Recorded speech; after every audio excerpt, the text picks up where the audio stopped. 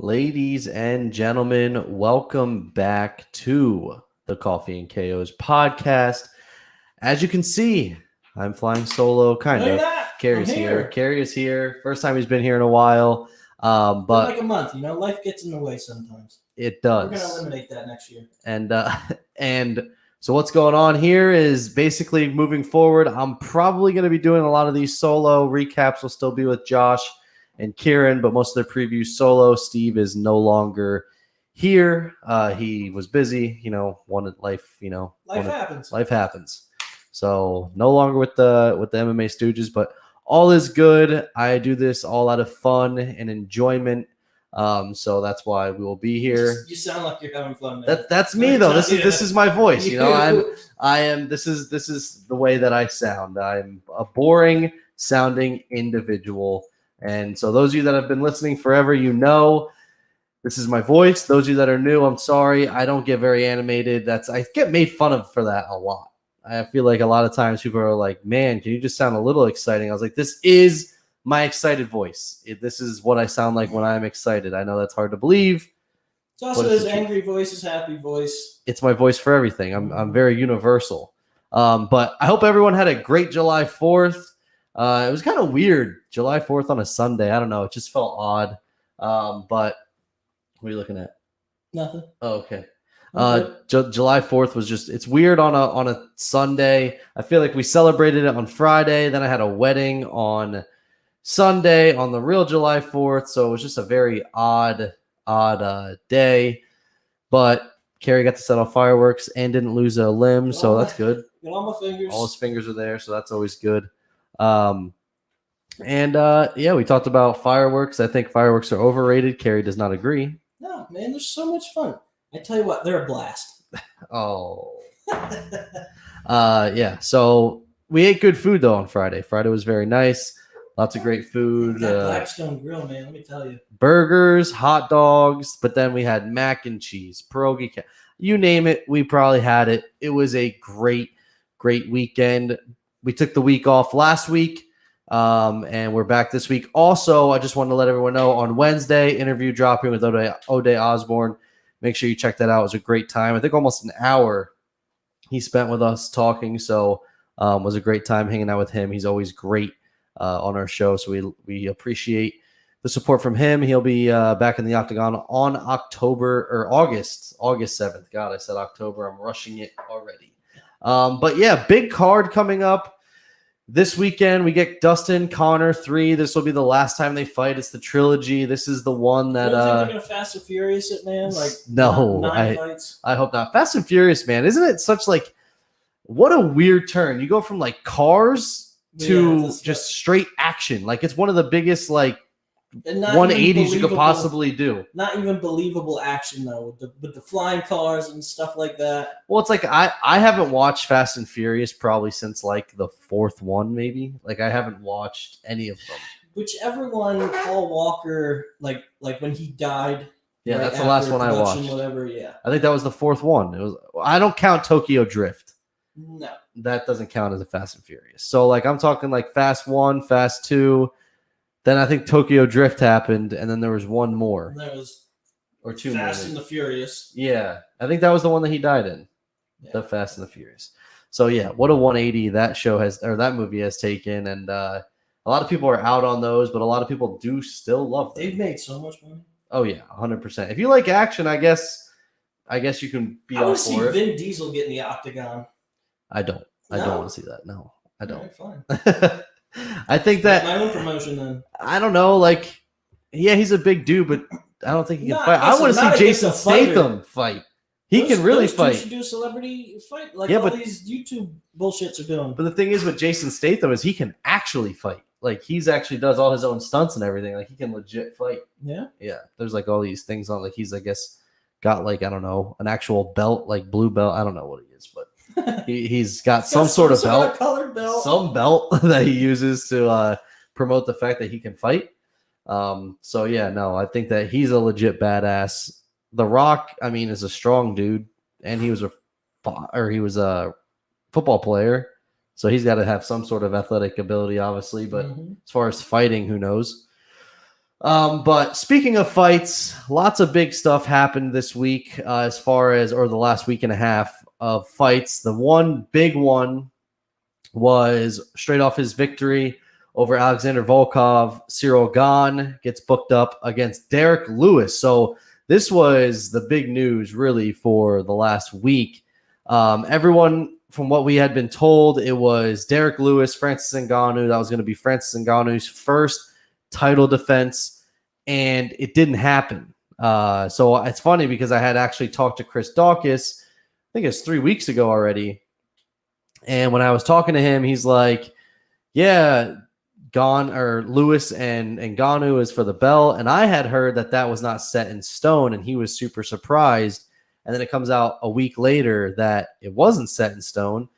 Francis Ngannou just went back to his hometown and his home country, and so he won't be able to make it back. I think there's still COVID protocols and all that, so he won't be able to make it back. And so the UFC now booked Cyril Gane versus Derrick Lewis for the interim belt, and now Francis Ngannou is pissed. He feels like he was slapped in the face because, and I understand where Francis Ngannou is going. As a fan, I like the interim belt because it doesn't leave the heavyweight division at a standstill, so I don't hate it for that reason. But what I do dislike is the way that it seems like Francis is being treated. It's almost like this whole time he was number one contender for how long, and it just kept getting pushed off, and he kept getting, kind of screwed over. And then he finally wins the belt. All those years Stipe was champ, they refused to do an interim belt.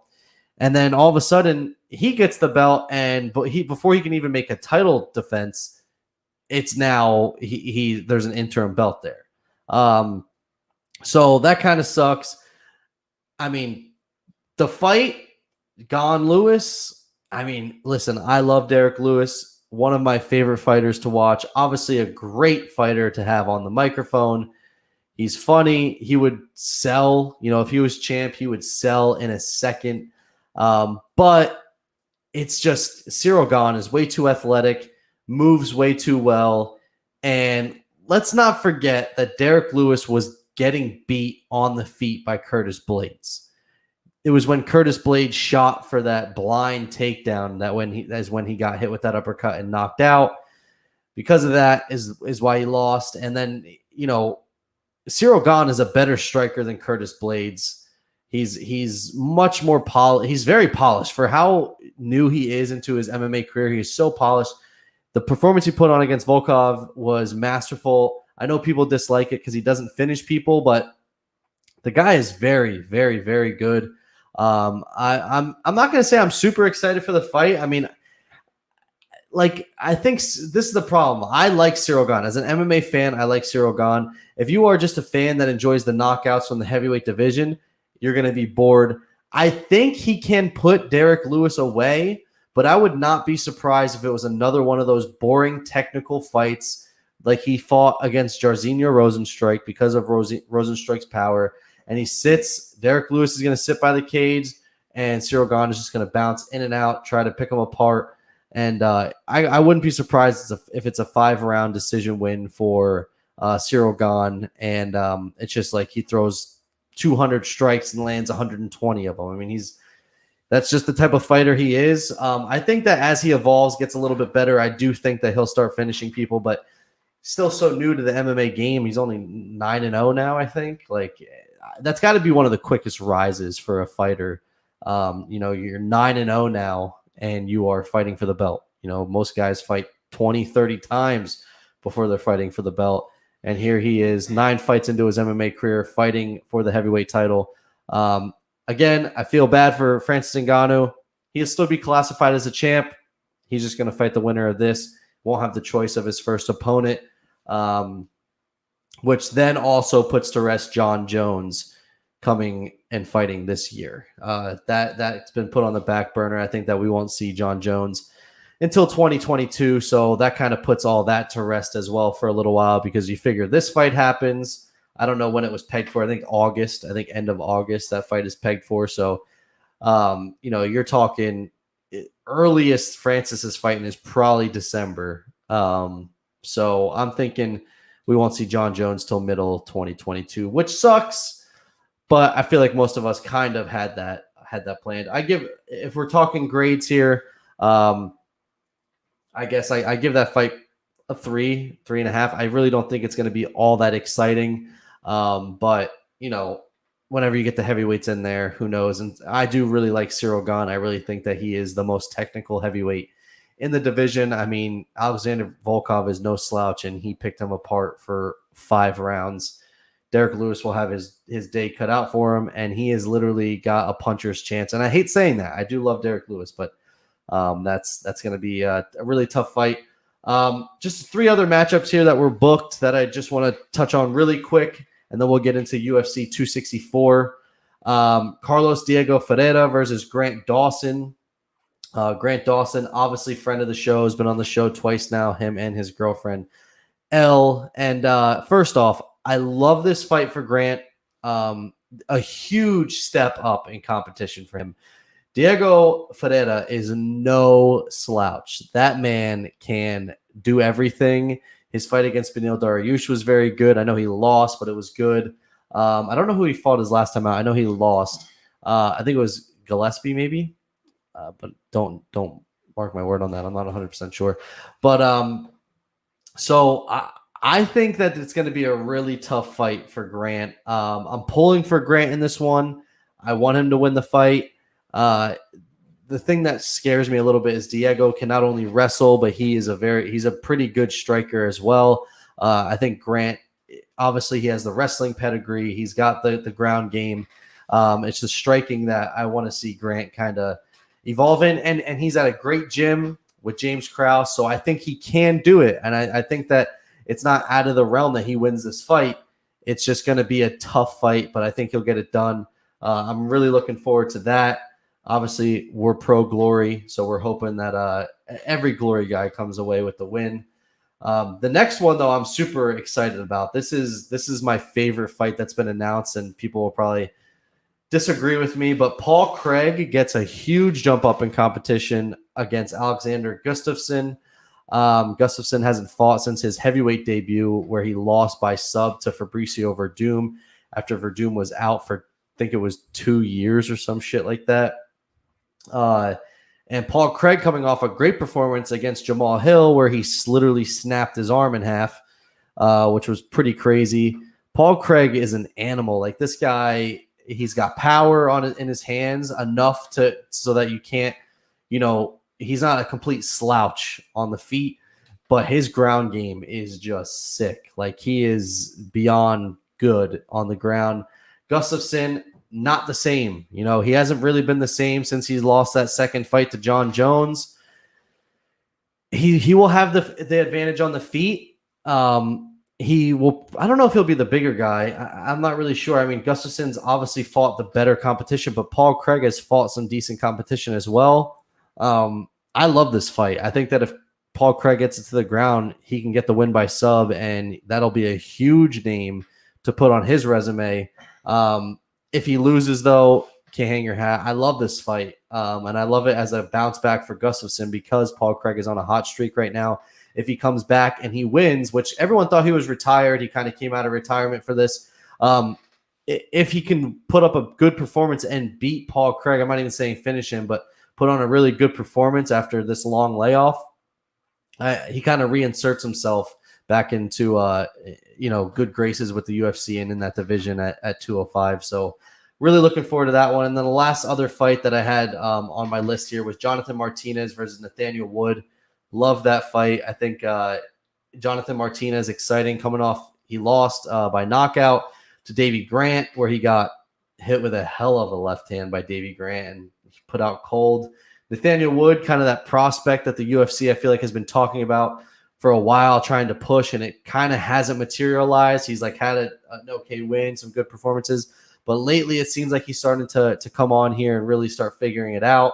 So I'm really looking forward to that fight. I think that fight will be really, really good on the feet, and should be a really good war. So that is the announcements for that we've had over the last week and a half. There were some other ones like Roxanne Modafferi is fighting Tatiana Suarez. Tatiana Suarez's first time back in years. She's finally cleared, so people consider her the Khabib of women's wrestling, of women's MMA. So, if she can stay healthy, that is going to be, I think, an easy win for her. So that was another one that was announced. But on to UFC 264, Conor McGregor, Dustin Poirier 3 this Saturday.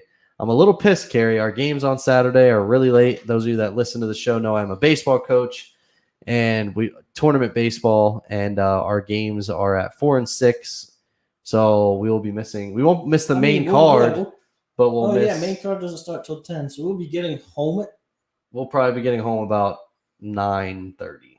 All right, so we take a quick nap, and then we watch the main card. But it sucks because this card, honestly, the prelims, I'm kind of more excited about than the main card outside of Poirier, McGregor. I mean, obviously, Gilbert Burns, Stephen Thompson's a great fight. I hate Greg Hardy, so I hope Tai Tuivasa flatlines him. You have Sean O'Malley, who that fight is just, I'm like not that pumped about that. Now that he's fighting this 9-4 dude from a regional scene.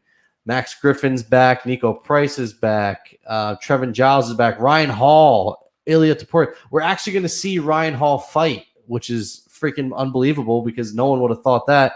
Guys always hurt or missing fights. But one of the more unique individuals to fight, but fighting Ilia Topuria, who is a great ground specialist, but now has knockout power. So that fight is going to be crazy. You got Zuma Gulov versus Jerome Rivera, which I thought Jerome Rivera got cut, so I'm pretty surprised he's back there. Amari Akhmedov, Brad Tavares. I mean, there's just so many good fights on this card, so I'm a little upset that I'm going to miss some of it. Maybe I'll have it play in the background while we're out there coaching, so I can at least listen to it and see what's happening. I can watch it. I'll be on the bench. Yeah, that's fine. And just let me know what happens. I'll watch a little bit. I'll give you signs. Yeah, that works. But no, yeah, I'm gonna pull up ESPN here so I know what the main card entails. I believe it starts with Sean O'Malley, but I don't want to steer anyone in the wrong direction. I know that people tend. ESPN has Sean O'Malley first. O'Malley, Latino. Yep, that's what I figured. I figured he would. They're not going to put Sean O'Malley on the prelims. Yeah, so. My fight so if I'm looking at the prelims, my fight to watch for this card is going to be Nico Price, Michelle Pineda. I mean, I love personally Ryan Hall, Ilia Topuria, but maybe for the casual fan, that's not really one they're excited about. I think Nico Price and Michelle Pineda is going to be an absolute banger of a fight. So I would watch that one. Michelle Pineda does all this crazy shit jumping off the cage, and Nico Price also crazy powerful dude, knocked out Randy Brown from his back. He was on his back and just hammer fist Randy Brown until he knocked him out cold. So that's a pretty good fight. Should be absolute fireworks. I would say that would be circle that one as potential fight of the night. I think that fight is great. Nico Price is typically not in any bad fights. Almost all his fights are exciting. So circle that one. It's going to be good. But we move to the main card here. And starting us off is Sean O'Malley and Chris Moutinho. And listen, I had this down in my notes, and I don't like Sean O'Malley as a person. I think he's kind of a douche. Doesn't seem like the nicest guy, arrogant, whatever. Like it is what it is. His fight style, I love. I will watch Sean O'Malley fight every time. I think that his fight style is good. I think he's unique. I think he's a technical strike. He's very good, but he's also packs insane power for 135.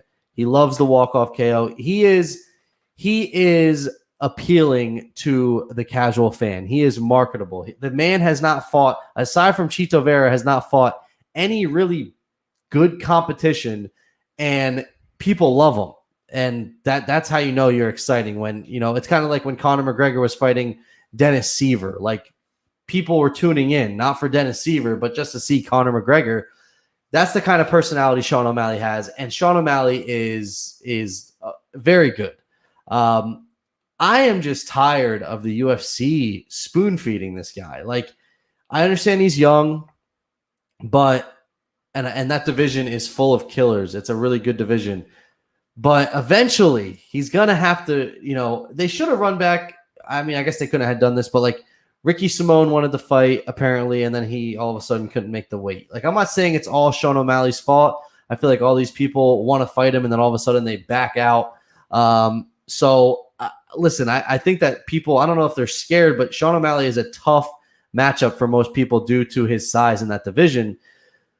But eventually, the UFC's got to start booking this guy some tougher fights. I mean, like, listen, I know the casual fan loves the knockout. And yeah, it's great. It's exciting. I'm going to sit here and go, oh my God, that was insane. All that stuff. But he's obviously better than these guys he's fighting. It's time for him to start fighting the top 15 and get, start making a name for himself on better opponents. I'm not going to say his opponents are terrible, but better opponents. So I'm kind of out on this fight. I think it's an easy walk in the park for Sean O'Malley. I don't think it's going to be a tough test whatsoever. This dude has 4 losses on the regional scene. He's making his UFC debut. I don't believe he's, I'm going to look on Tapology really quick. So the guy's lost to Tony Gravely, who's good, but not a world beater. I don't know who Johnny Campbell is. He's 2-2 in his last 4. So for me, I don't know. I think Sean O'Malley is going to absolutely just walk through this man.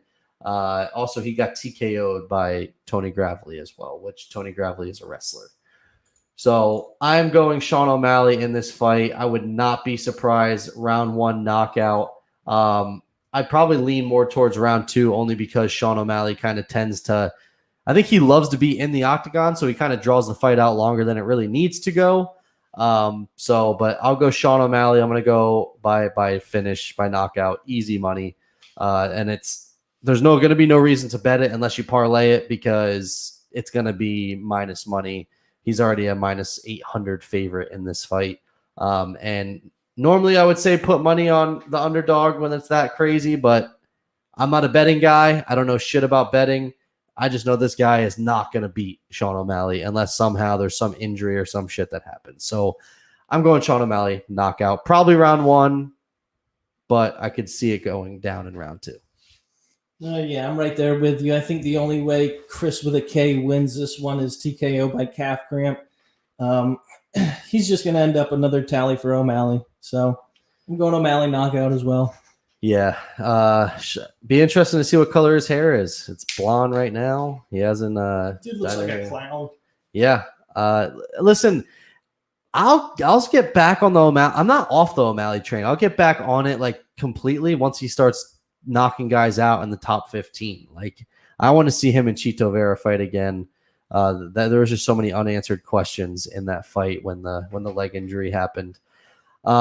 Next fight, Irene Aldana versus Yana Kunitskaya. I love when Kunitskaya fights because I love pronouncing her name. Kunitskaya coming off a pretty good decision win over Ketlin Vieira. She also beat Juja Stolyarenko. Her only loss as of late was to Aspen Ladd and Chris Cyborg, both of which you cannot hang your hat on because both are really good, especially Chris Cyborg. She is fighting Irene Aldana, who is coming off a loss to Holly Holm, which, again, can't hang your hat on that. Holly Holm is a savage. She also beat Ketlin Vieira via knockout, left hook, Tapology says. This is a tough fight, and the odds kind of say it as well. It's plus 100 for Kunitskaya, minus 120 for Irene Aldana. What am I doing here on the computer? I'm messing up here. So this fight, this is a tough one to choose, in my opinion. I think this is almost more of a pick 'em. I'm going to go out on a limb. I'm just going to say Irene Aldana by decision. Both these women tend to go to decision quite a bit. Neither one of them really seem to specialize in anything, really. Lots of decisions, split decisions. I think that Aldana might have a little bit of an advantage on the feet. So I'm going to go decision for Irene Aldana. Yeah, I don't really have much for this one. Kunitskaya, don't make me a liar. Just come in there and throw the papaya. Maybe Aldana comes in like Hurricane. Irene. We're just gonna get through this one now. I'm picking Kunitskaya decision. All right, so we're split on that one. Could go either way. I will leave that one out of all of my bets because I have no goddamn idea how I see it going. Next fight. I'm excited for this one. Bam Bam, Tuivasa, my man, versus one of my most favorite fighters in Tuivasa versus my least favorite fighter of all time in Greg Hardy. Like, this is Tuivasa, the dude's personality. Like, I wish if I had that personality, this podcast would be through the moon. I can tell you right now. And that accent, because he's got a great accent. He's hilarious. I would love to, if I could choose one fighter to be on the show, and not for view purposes, but like just to talk to, it'd be Tuivasa.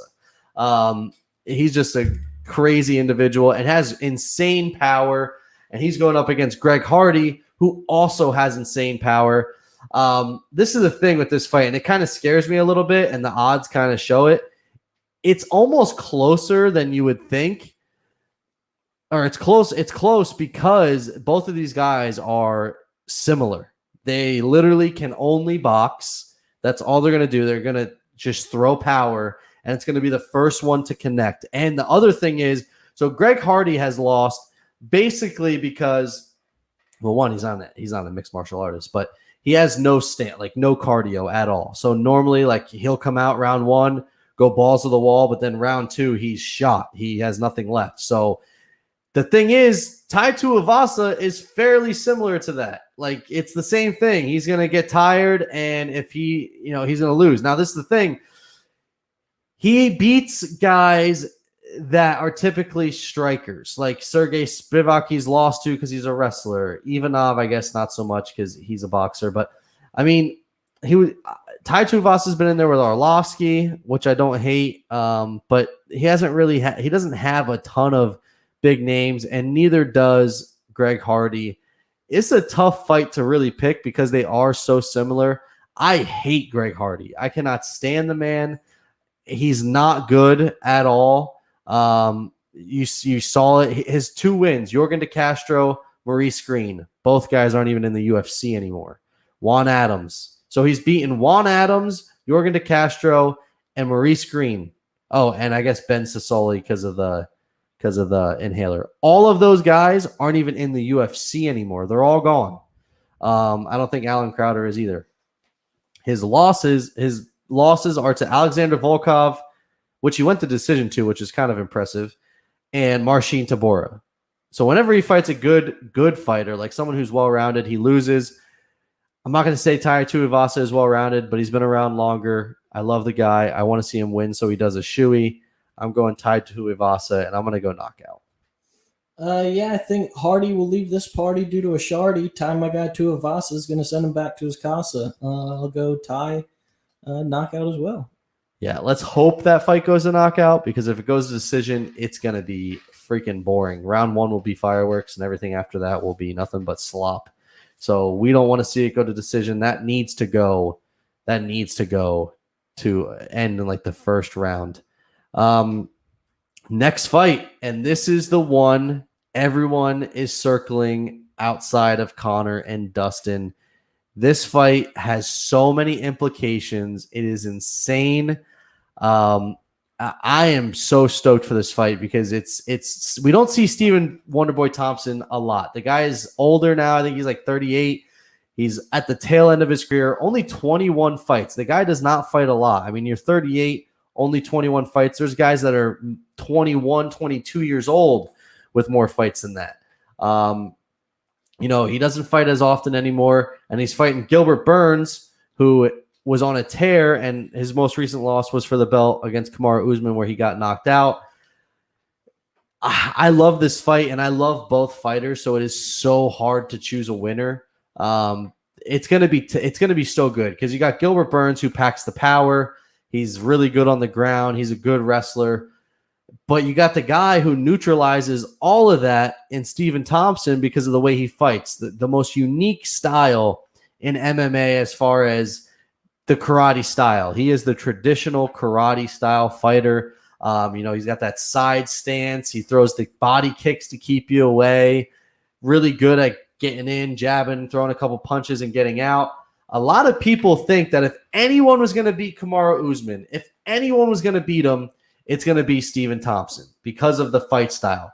Stephen Thompson is not a guy that's going to finish people, really. He's a guy that will just out-cardio you. He's not going to get tired. He will out-cardio you and will beat you by decision. I'm not calling for a knockout here at all. Gilbert Burns has a great chin. I know he lost by knockout to Kamaru Usman, but Kamaru Usman is a savage. And look, Tyron Woodley was the hot shit at the time. And there was a draw. He lost via draw. And then there's the majority decision, which both super controversial. He's got wins over Rory McDonald. And I'm speaking of Wonder Boy here. His only losses, Tyron Woodley, Darren Till, Anthony Pettis. Absolutely crazy, those losses. I mean, the Anthony Pettis loss, almost like flash in the pan, wouldn't happen again. It was the Superman punch off the cage. And he beat Vicente Luque, who's on a hot streak, and Jeff Neal. He's got really good opponents, but then you flip it over to Gilbert Burns, and Gilbert Burns, all right, so I'm looking at grappling bout here. That doesn't count. Lost to Kamaru Usman, beat Woodley, Maia, and then that's really it since he's moved up in weight. So that's what I feel like. I feel like because of that, I just feel like Wonder Boy does have the advantage here. I don't know if it's going to be a super exciting fight. This is the only thing that worries me. Stephen Thompson's older. The chin can be a little bit weaker. He did get knocked out by Pettis, but he did get hit a couple times against Neal and Luque and survived totally fine. The one that Pettis landed, it caught him right. He hasn't taken much damage over his career, and I think because of that, at 38, he's still super durable. I'm going to go Stephen Thompson, and I'm going to go by decision. I won't be upset either way this goes. I want Stephen Thompson to win because I want him to fight for the belt. That's the last guy really for Kamaru Usman. That he's fought everyone else. So I really want to see Stephen Thompson fight him or win this fight so that he can fight him so that we know we're going to get that fight next. So I'm leaning towards Stephen Thompson. I think that he'll be able to keep this fight at distance, work in and out, put on another masterful striking performance, and get the W.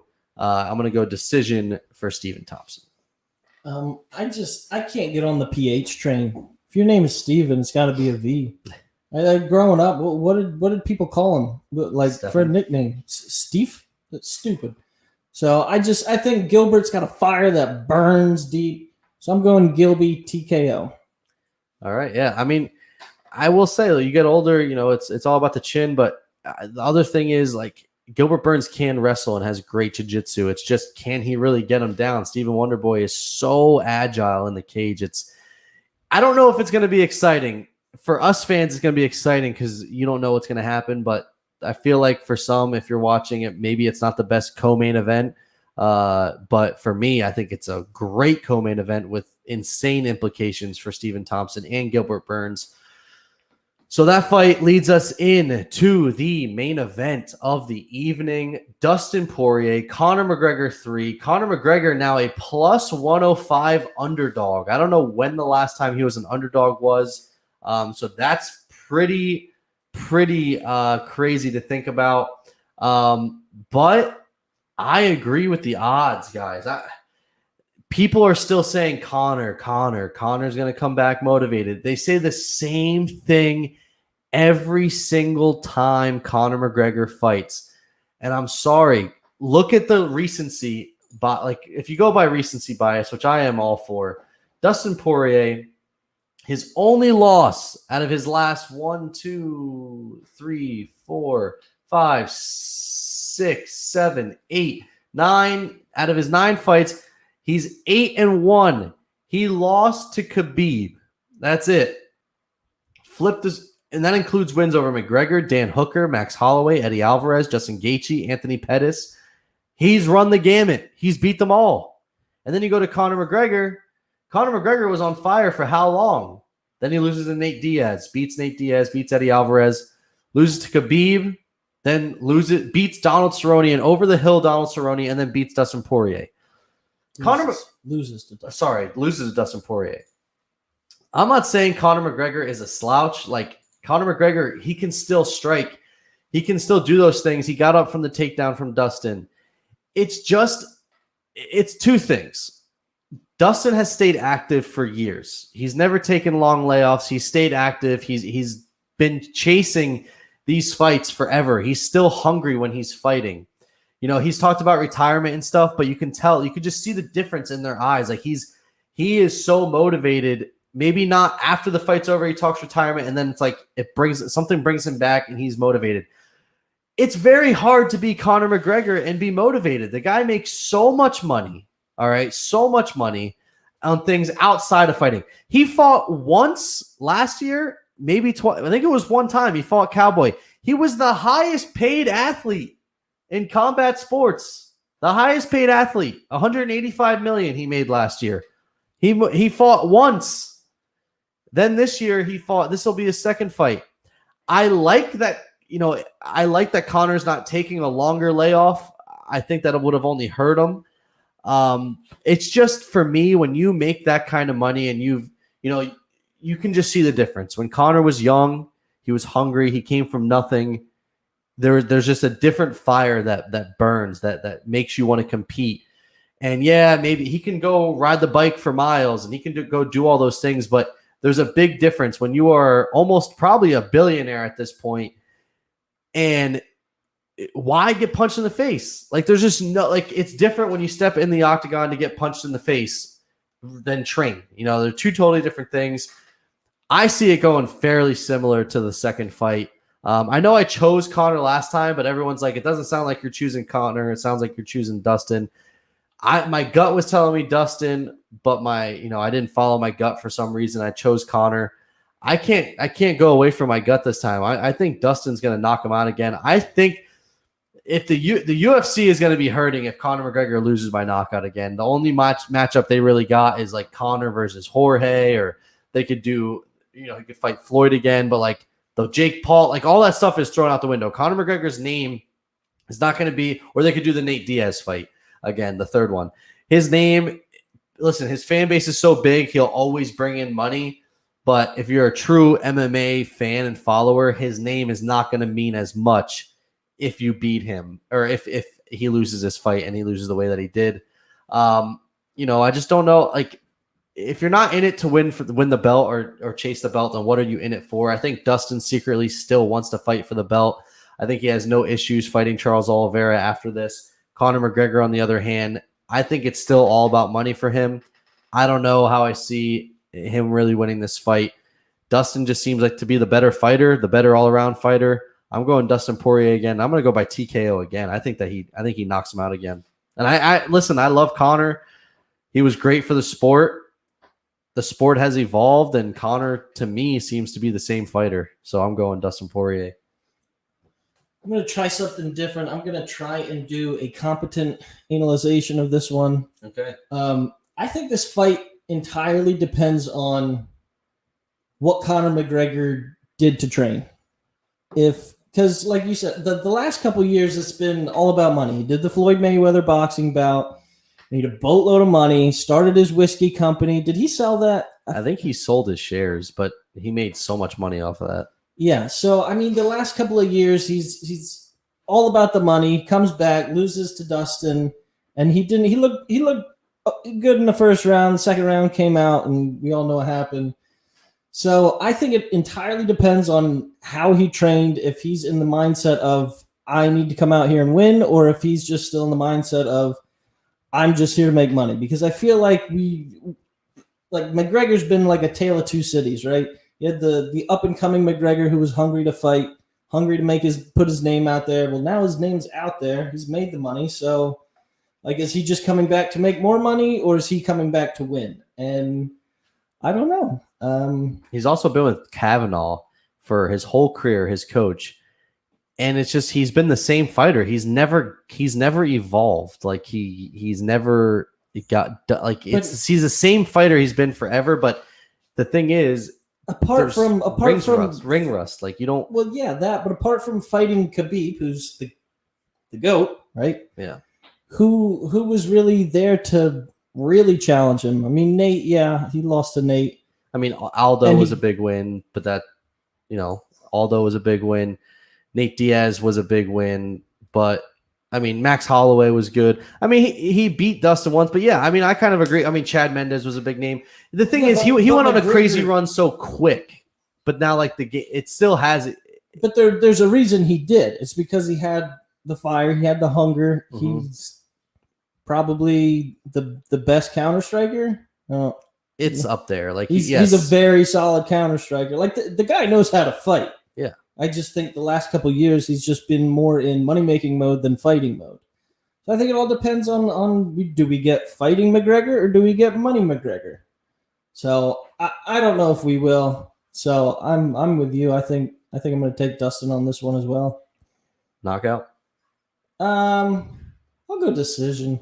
I think the knockout happens later this time. I think, I don't know if Conor's chin is that bad. I think he got clipped pretty good. But I think it'll go later, maybe 4th round. But Dustin's got better cardio, I still think. Conor always is known to hit that wall in the 3rd, 4th round. If that happens, he's screwed. Also, like he talked so much shit about Dustin taking him down, like it's MMA, man. Like that's the way it goes. That's part of the game. And like, he needs to defend the leg kicks this time. Yeah, but that's what I mean. Like he's been the same fighter forever, and all the fighters have caught up to him, evolved around him.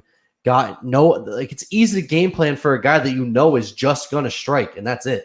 I don't know, man.